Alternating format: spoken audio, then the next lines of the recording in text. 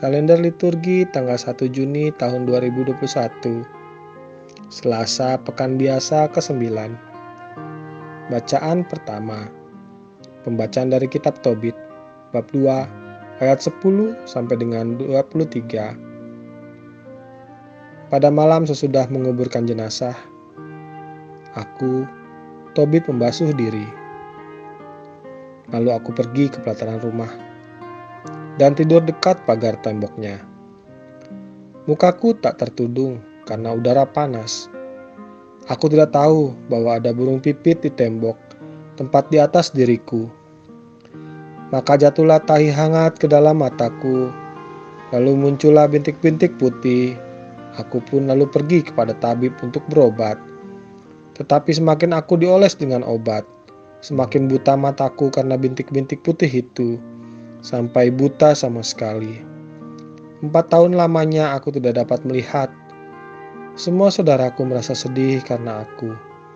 2 tahun lamanya aku dipelihara oleh Ahikar, sampai ia pindah ke kota Elumais. Di masa itu istriku Hana mulai memborong pekerjaan wanita. Pekerjaan itu pun diantarnya kepada para pemesan, dan ia diberi upahnya.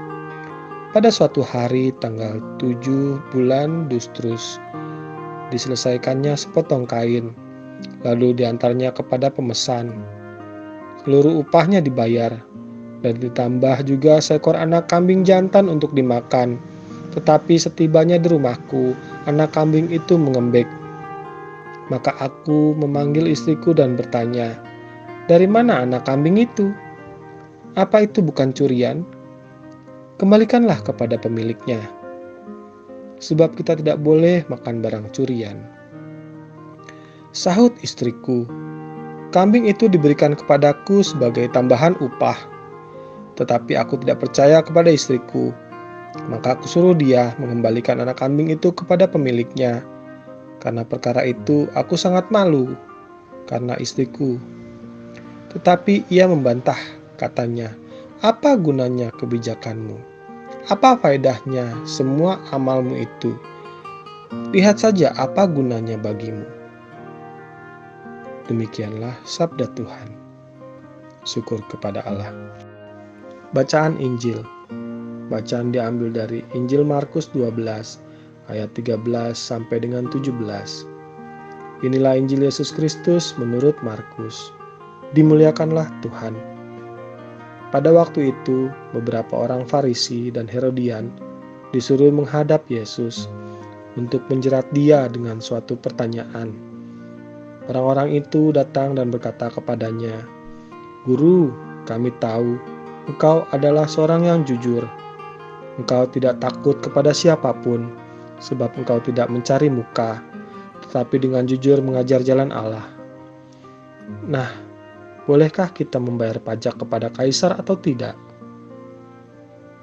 Tetapi Yesus mengetahui kemunafikan mereka, lalu berkata kepada mereka, "Mengapa kamu mencobai aku? Tunjukkanlah suatu dinar untuk kulihat." Mereka menunjukkan sekeping dinar. Lalu Yesus bertanya, "Gambar dan tulisan siapakah ini?" Jawab mereka, "Gambar dan tulisan kaisar." Maka kata Yesus kepada mereka, "Berikanlah kepada kaisar apa yang menjadi hak kaisar, dan kepada Allah apa yang menjadi hak Allah." Mereka sangat heran mendengar dia. Demikianlah Injil Tuhan. Terpujilah Kristus. Renungan bacaan Injil hari ini. Justinus, martir, lahir dari sebuah keluarga kafir di Nablus, Samaria, Asia Kecil, pada permulaan abad kedua. Sejak kecil Justinus mendapat pendidikan yang baik. Ia tertarik dengan filsafat untuk memperoleh kepastian tentang makna hidup dan tentang Allah melalui kitab suci. Kemudian ia dipermandikan dan menjadi pembela tersohor kekristenan. Justinus bangga bahwa ia menjadi seorang Kristiani, dan ia bertekad menelurkan kekristenan dengan hidupnya. Di Roma, Justinus ditangkap dan bersama para martir lainnya dihadapkan ke penguasa Roma. Peristiwa ini terjadi pada tahun 165. Justinus dikenal sebagai seorang pembela iman terbesar pada zaman gereja purba. Justinus telah menunjukkan sikap iman yang teguh. Setiap orang memiliki kewajiban dan hak, baik sebagai warga negara maupun sebagai umat beriman. Hana, istri Tobit, telah mewujud nyatakan pentingnya melaksanakan kewajiban.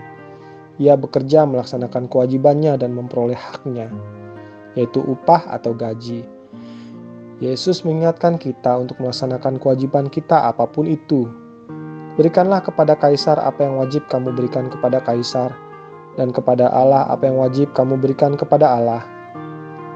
Yesus pun ingin mengajak kita untuk mampu menempatkan diri dan melaksanakan kewajiban-kewajiban kita, sebagaimana mestinya sesuai dengan kehendak Bapa.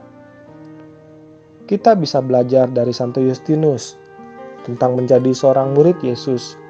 Ia teguh dalam iman akan Yesus, sang kebenaran sejati, sampai ia mempertaruhkan nyawanya. Bagi kita, memaknai kemartiran dewasa ini adalah dengan berikanlah kepada kaisar apa yang menjadi wajib kamu berikan kepada kaisar, dan kepada Allah apa yang wajib kamu berikan kepada Allah.